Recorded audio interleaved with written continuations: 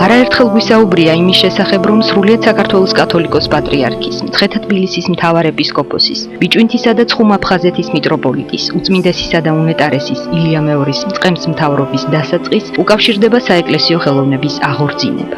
ამჯერად თქვენს ყურადღებას იმ ღვაწლზე შევაჩერებთ, რომელიც მის უწმინდესობას საეკლესიო ნაქარგვების აღდგენაში მიუძღვის.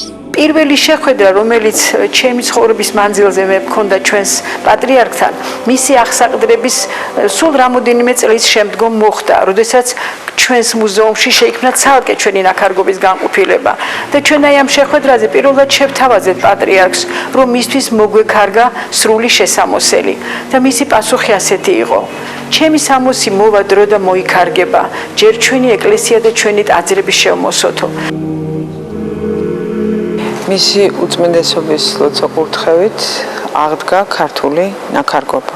საეკლესიო ნაქარგვობას დიდი ყურადღება მიექცა, ამის აღდგენისთვის სპეციალური სკოლა გაიხსნა სამების ტაძარში და იქ მოსწავლე ახალგაზრდობამ დიდი წვლილი შეიტანა ამ ნაქარგვობის, საერთოდ ქართული ნაქარგვების აღორძინებაში და მათმა პედაგოგებმა უპირველეს ყოვლისა, რა თქმა უნდა. პატრიარქის მიერ არის აღდგენილი ბუნებრივი საღებავებით ღებვა, ესეც არავის არ იყო აღდგენილი საქართველოში, ესეც დაკარგული იყო და როდესაც 1997 წელს აბრეშუმის მუზეუმში ჩატარდა ძალიან დიდი სიმპოზიუმი ხიდი აღმოსავლეთსა და დასავლეთს შორის, აი იქ ღებვაზე რომ წარვადგინეთ მოხსენება, ძალიან გაუკვირდათ მეცნიერებს, როგორ საქართველოს პატრიარქს ღებვაც ახსოვსო. საქართველოს პატრიარქს ძალიან ბევრი რამე ახსოვს, ბევრ რამეზე ფიქრობს და ის რაც ხორციელდება, ეს მისი დიდი ფიქრის შემდეგ ამ ნაფიქრალზე დიდი ლოცვის შედეგია.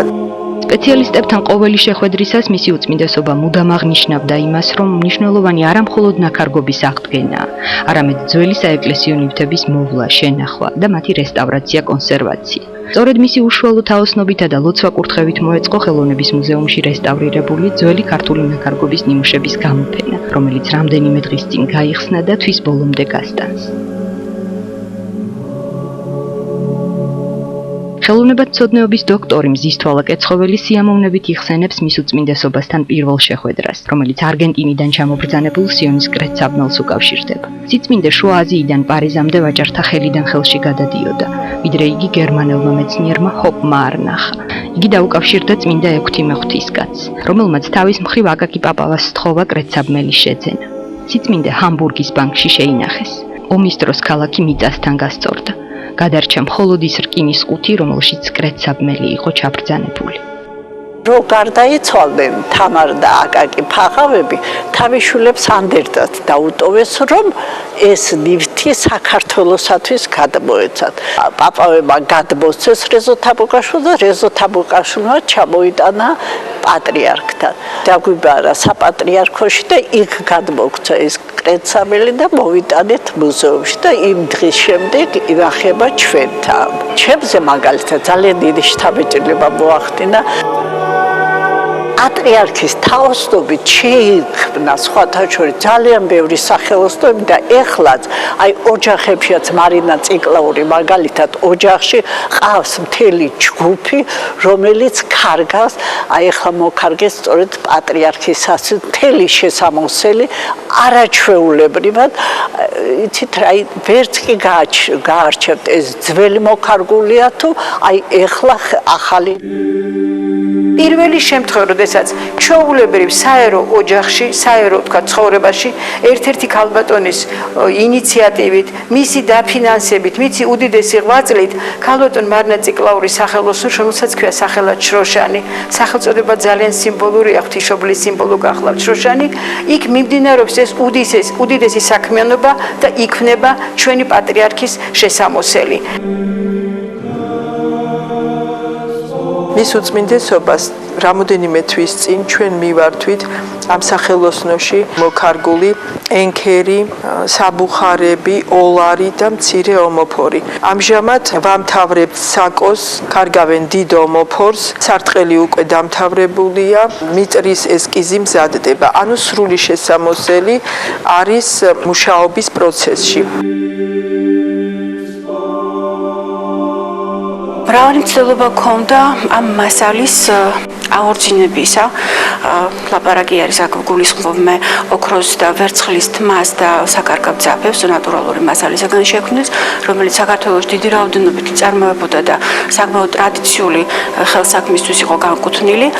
და მხოლოდ 2 წლის წინ ადამიანების დახმარებით, რომელთაც მხარში დამიდგნენ და გულთან ახლოს მიიტანეს ჩემი ეს სურვილი და განსაკუთრებული მადლობა მინდა უთხრა ბატონ ამზორ ნიკვაშვილს, გიორგი ჯირკმელიშვილს, გიგა გელოვანს, რომელთა დახმარებითაც მოხერხდა და გაკეთდა ის ოქროს და ვერცხლის საკარგავი ძაფი, რომელთაც დღეს ჩვენ მუშაობთ და რომელთაც უწმინდესის შესამოსელი იკარგება. ეს არის მისი სახელობითი შარფი, რომელიც შექმნილია პირველი ოქროს ძაფით.